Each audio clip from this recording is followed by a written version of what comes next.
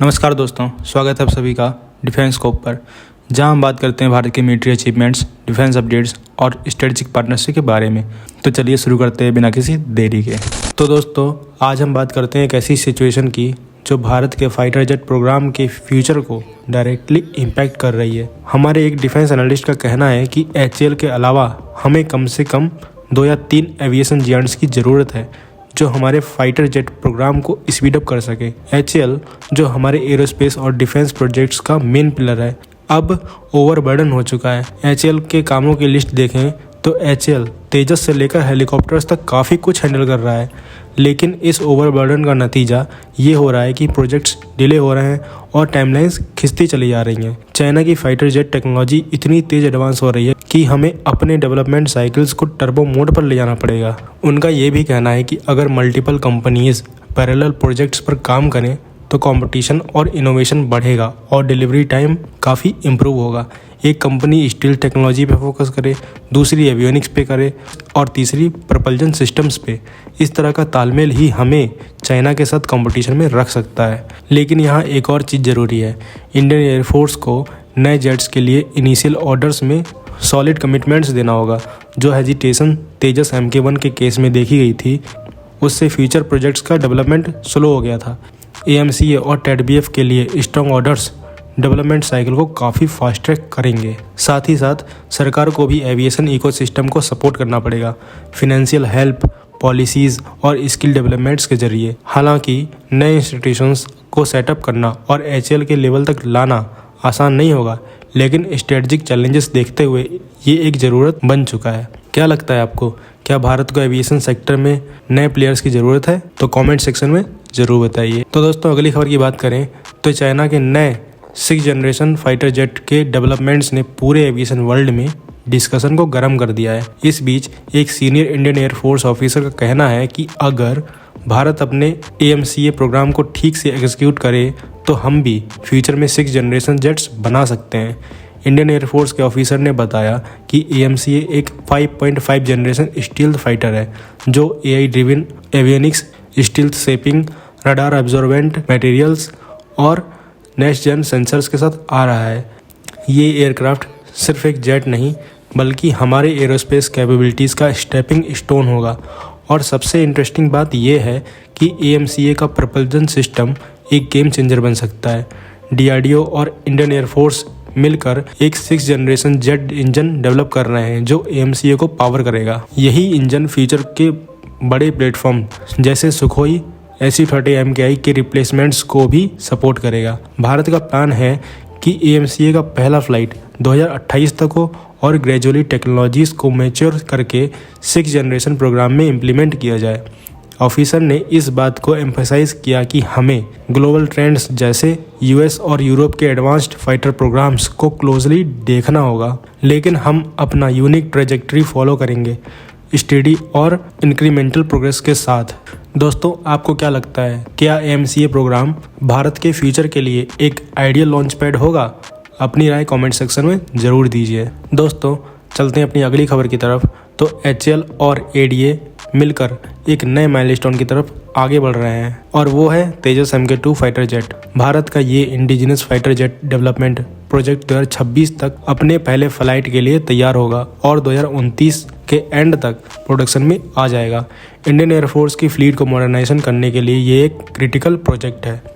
Indian air force और HAL दोनों मिलकर इंश्योर कर रहे हैं कि ब्यूरोक्रेटिक अप्रूवल्स जैसे cabinet committee on security clearance timely मिल जाए ताकि प्रोडक्शन डिले ना हो। HAL ने कंफर्म किया है कि पहले फेज़ में जेट्स को इनिशियल ऑपरेशनल क्लियरेंस के स्टैंडर्ड्स पर बनाया जाएगा, जिससे इंडियन एयरफोर्स को जल्दी एयरक्राफ्ट मिल सकें और ऑपरेशनल टेस्टिंग शुरू हो जाए। अब बात करें तेजस MK2 के हाइलाइट्स की।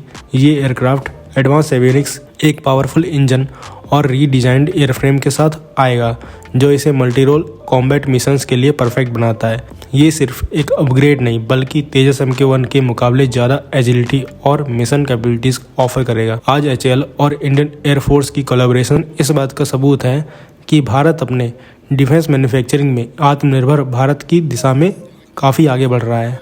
तो दोस्तों, आपको क्या लगता है, क्या तेजस MK2 भारत की फाइटर फ्लीट के लिए गेम चेंजर बनेगा। तो क्या कहना है आपको इस खबर के बारे में कमेंट सेक्शन में ज़रूर बताइए। तो दोस्तों अगली खबर आ रही है इंडियन नेवी की तरफ से। तो भारत की नेवी के लिए एक और बड़ी अचीवमेंट AIP सिस्टम का मैन्युफैक्चरिंग फेज़ ऑफिशियली शुरू हो गया है। DRDO और L&T के बीच कोलैबोरेशन का ये एक शानदार रिजल्ट है। इस टेक्नोलॉजी की वजह से कलवरी क्लास सबमरीन अब और ज़्यादा समय तक पानी के अंदर बिना सरफेस करे ऑपरेशंस कर पाएगी। स्टील कटिंग सेरेमनी जो हजीरा फैसिलिटी पर हुई इस प्रोजेक्ट के फिजिकल कंस्ट्रक्शन की शुरुआत का सिग्नल देती है।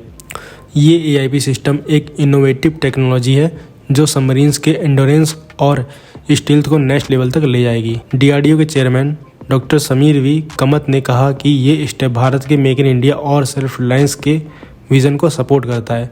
दोस्तों स्ट्रेटजिक वाटर्स में लो एक्वास्टिक प्रोफाइल रखना एक बड़े एडवांटेज के रूप में देखा जा रहा है और ये टेक्नोलॉजी भारत के मैरीटाइम सिक्योरिटी को और मजबूत बनाएगी। आपको क्या लगता है कमेंट सेक्शन में ज़रूर बताइए। तो चलते हैं अपनी अगली खबर की तरफ। तो इंडोनेशिया और मलेशिया ने भारत के BrahMos A supersonic cruise missile में अपनी रुचि दिखाई है जो उनके SU-30 फाइटर जेट्स के लिए एक स्ट्रेटजिक अपग्रेड बन सकता है। ये मिसाइल दोनों देशों के मैरीटाइम और एरियल डिफेंस को साउथ चाइना सी जैसे टेंशन प्रोन रीजन में बढ़ावा देने के लिए एक ज़रूरी कदम होगा। ब्रह्मोस A मिसाइल अपने हाई स्पीड मैक 2.8 और प्रिसीजन स्ट्राइक कैपेबिलिटीज़ के लिए जानी जाती है। इंडोनेशिया और मलेशिया जैसे MTCR के नॉन मेंबर्स के लिए इसका रेंज 290 किलोमीटर तक है, लेकिन भारत एक MTCR मेंबर होने के नाते इसके 450 किलोमीटर तक के एक्सटेंडेड रेंज वेरिएंट का उपयोग करता है। अब ये मिसाइल इंटीग्रेशन आसान नहीं होगा। SU-30 एयरक्राफ्ट के एयरफ्रेम्स को स्ट्रक्चरली रीइंफोर्स करना होगा ताकि ब्रह्मोस A के 2.5 टन वजन और लॉन्च रिलेटेड स्ट्रेस को संभाला जा सके। HAL और ब्रह्मोस एरोस्पेस एक साथ मिलकर इस चैलेंज को एड्रेस कर रहे हैं। HAL एयरक्राफ्ट के एयरफ्रेम्स को मजबूती देने के लिए मॉडिफिकेशंस करेगा, जबकि BrahMos aerospace missile system integration और टेस्टिंग का जिम्मा ले रहा है। ये इनिशिएटिव दोनों देशों के मैरीटाइम बॉर्डर्स को डिफेंड करने के लिए एक स्ट्रॉन्ग डिटरेंस प्रोवाइड करेगा, लेकिन इसके चैलेंजेस भी हैं। मॉडिफिकेशंस का खर्चा, इंटीग्रेशंस में लगने वाला समय और इंटरनेशनल आर्म्स कंट्रोल एग्रीमेंट का पालन करना। साथ ही पायलट्स और ग्राउंड क्रूज की ट्रेनिंग भी एक ज़रूरी कदम होगा ताकि एडवांस सिस्टम का इस्तेमाल सही तरीके से हो सके। बात करें अपनी अगली खबर की, तो भारत अपनी डिफेंस कैपेबिलिटीज़ को नए ऊंचाइयों तक ले जा रहा है और इस बार स्पॉटलाइट में है S5 क्लास SSBN सबमरीन्स। ये न्यूक्लियर पावर्ड सबमरीन्स भारत के न्यूक्लियर डिटरेंस प्रोग्राम में एक गेम चेंजर बनने वाली हैं। इन सबमरीन्स की खास बात है उनका 13,000 टन डिस्प्लेसमेंट और 16 बैलिस्टिक मिसाइल्स ट्यूब्स जो K5 और K6 MIRV कैपेबल मिसाइल्स को लॉन्च करने की क्षमता रखते हैं, जिन्हें 5,000 से 8,000 किलोमीटर के रेंज तक मारा जा सकता है। ये सबमरीन्स अब सिर्फ एक डिजाइन कॉन्सेप्ट नहीं है। मिनिस्ट्री ऑफ डिफेंस ने 2 S5 क्लास SSBNs को एक साथ बनाने की मंजूरी दे दी है, जो भारत की अर्जेंसी और स्ट्रेटजिक ज़रूरत को हाईलाइट करता है। ये फ्लीट फ्यूचर में बढ़कर 6 सबमरीन्स तक पहुंचेगी, जो एक 3 फेज़ प्रोडक्शन शेड्यूल के तहत बनाई जाएंगी।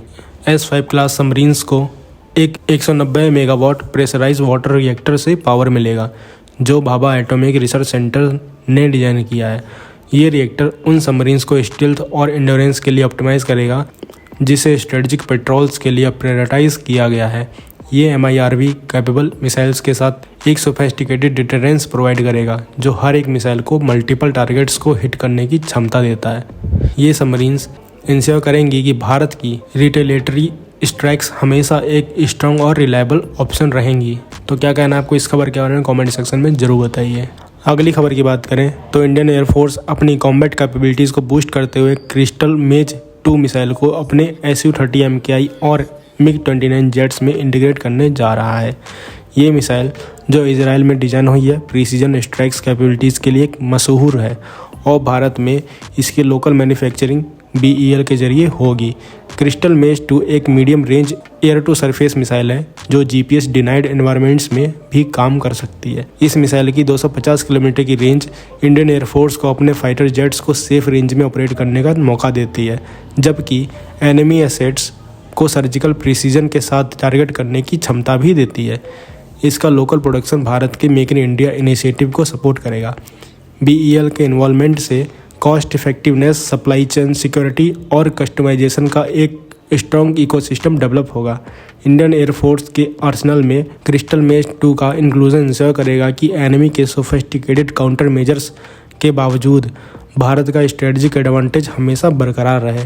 तो क्या कहना है आपको इस खबर के बारे में कमेंट सेक्शन में ज़रूर बताइए। तो दोस्तों ये थी आज की डिटेल्ड अपडेट्स हमारे भारत के डिफेंस और इंटरनेशनल स्ट्रेटजीज़ के बारे में। अगर आपको ये वीडियो इन्फॉर्मेटिव लगा हो तो लाइक करें, शेयर करें और चैनल को सब्सक्राइब करना ना भूलें। आपका सपोर्ट हमें और बेहतर कंटेंट बनाने के लिए मोटिवेट करता है। मिलते हैं नेक्स्ट वीडियो में। थैंक्स फॉर वॉचिंग एंड जय हिंद, जय भारत।